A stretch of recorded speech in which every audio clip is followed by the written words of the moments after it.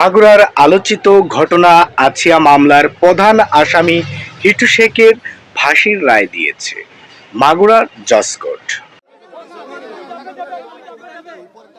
প্রশ্ন, কবে হচ্ছে এই রায়ের কার্য? এদিকে হিটু শেখের মেয়ে আপিল করার জন্য মরিয়া হয়ে আছে, উচ্চ আদালতে করবে আপিল। এই রায়ের বিরুদ্ধে আপিল করবেন? আমি তো করব, আমার জীবন গেল, আমি করব।